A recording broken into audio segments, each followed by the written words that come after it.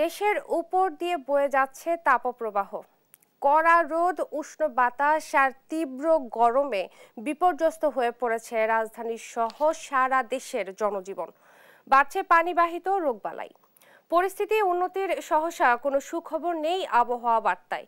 তীব্র এ দাবদাহ স্থায়ী হবে আগামী 24 এপ্রিল পর্যন্ত। এরপর বৃষ্টি হওয়ার সম্ভাবনা রয়েছে। দক্ষিণা বাতাসে জলীয় বাষ্পের পরিমাণ বাড়ায় বাতাসে দাবদাহ বেশি অনুভব করা যাচ্ছে। ঢাকায় দিনের সর্বনিম্ন তাপমাত্রা 29 ডিগ্রি সেলসিয়াস। শনিবার দেশের সর্বোচ্চ তাপমাত্রা ছিল যশোরে 42.6 ডিগ্রি সেলসিয়াস।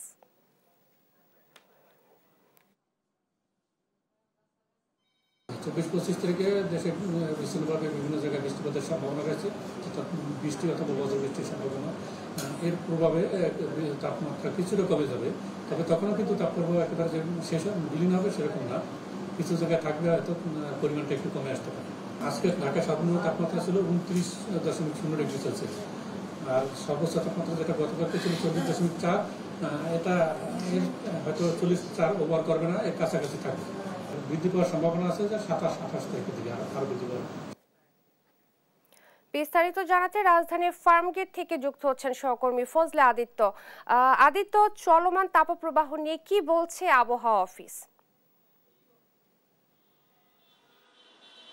আপনি হয়তো জানেন যে সারা দেশে ইতিমধ্যে যে দাবদাহ অনুভূতি করা যাচ্ছে তা বেশ চড়া বলা চলে।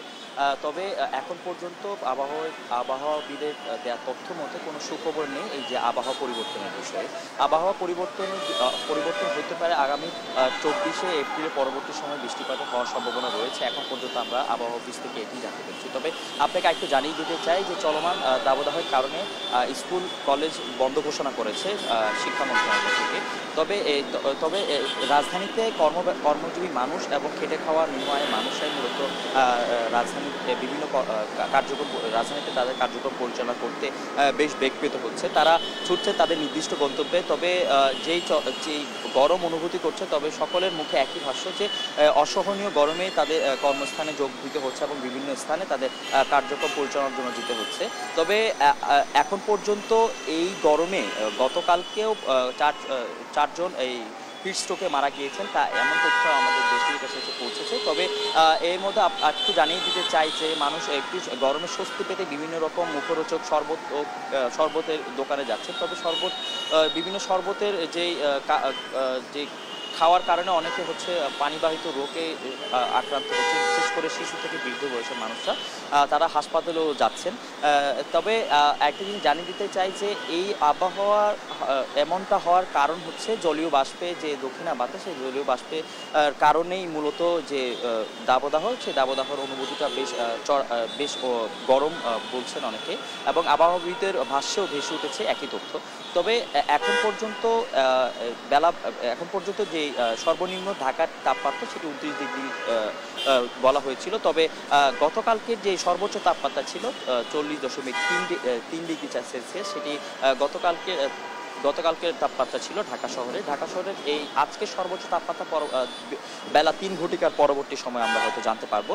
তবে আবহাওয়াবিদ পূর্বাভাসে বলেছেন যে গতকালকের যে তাপমাত্রা বা আজকের তাপমাত্রাও তেমনটা স্থায়ী আছেন বলে তিনি জানিয়েছেন।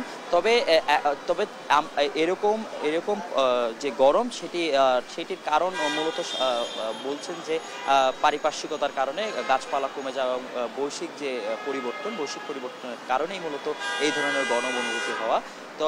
তবে আমরা একটু বলতে চাই যে এই বিরাজমান অবস্থা থাকবে আগামী আরও বেশ কিছুদিন। তবে এখন পর্যন্ত যেই দাবদাহের কথা বলে আসছেন আবহাওয়াবিদরা, সেটি কমে যাওয়ার কোনো এখন পর্যন্ত লক্ষ্য করা যায়নি। তবে আগামী 24 তারিখের পরবর্তী সময়ে হয়তো কিছুটা বৃষ্টিপাতের পূর্বাভাস দিয়েছেন আবহাওয়া অধিদপ্তর।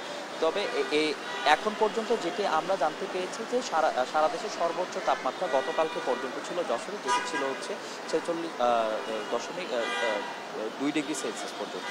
তবে রাজধানীর ফার্মগেট থেকে এই ছিল আবহাওয়া সর্বশেষ তথ্য আমার কাছে। ধন্যবাদ আপনাকে।